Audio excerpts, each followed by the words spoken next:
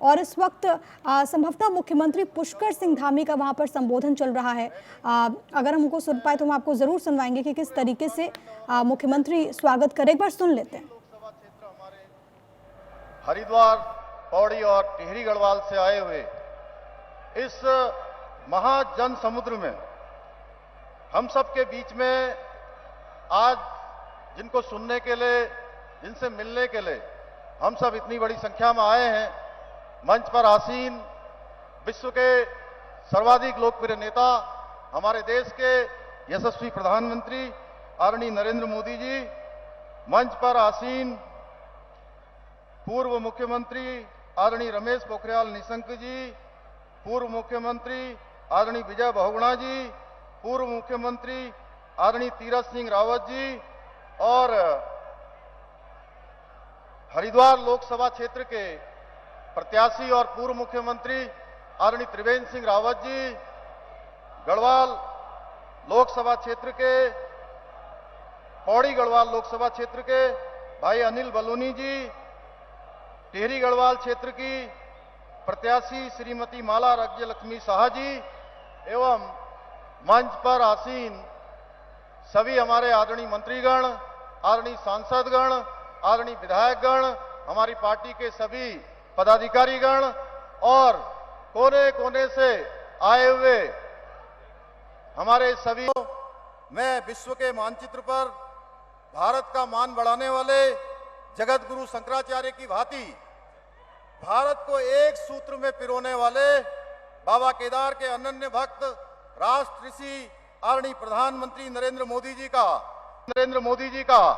मैं योग निगरी ऋषिकेश आगमन पर आप सब की तरफ से हार्दिक स्वागत करता हूं, हार्दिक अभिनंदन करता हूं। भाइयों बहनों, आज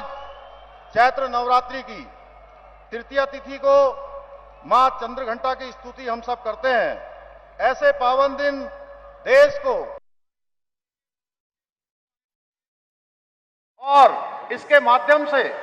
हम हर एक मातृशक्ति के साथ पूरे प्रदेश के 13 जनपदों में सीधे संवाद करने का हमको शुभ अवसर प्राप्त हुआ था। भाइयों बहनों, हम सभी जानते हैं पिछले 10 वर्षों में आदरणीय प्रधानमंत्री मोदी जी ने जिस प्रकार इसके माध्यम से हम हर एक मातृशक्ति के साथ पूरे प्रदेश के 13 जनपदों में सीधे संवाद करने का हमको शुभ अवसर प्राप्त हुआ था। भाइयों बहनों, हम सभी जानते हैं पिछले 10 वर्षों में आदरणीय प्रधानमंत्री मोदी जी ने जिस प्रकार से अपने जीवन का एक पल आया भारत जहां आर्थिक रूप से समृद्ध हो रहा है, आत्मनिर्भर हो रहा है, वहीं सामरिक रूप से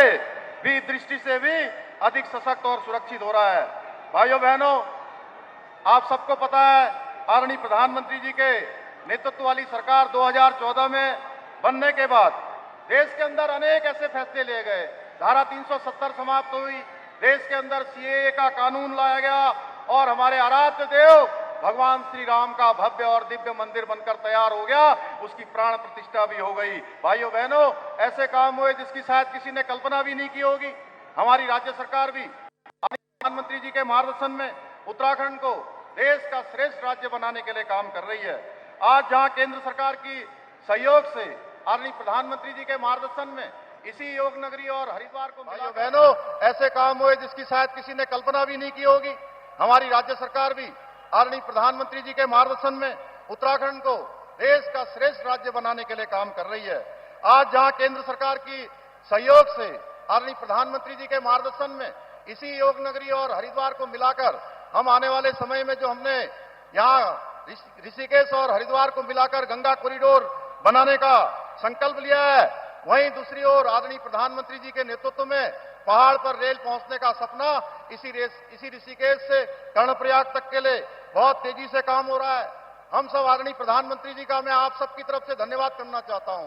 कि जब बड़े बड़े G20 जैसे कार्यक्रम, अंतर्राष्ट्रीय स्तर के कार्यक्रम हुआ करते थे तो वो केवल कुछ ही स्थानों पर होते थे, बड़े बड़े शहरों में होकर समाप्त हो जाया करते थे।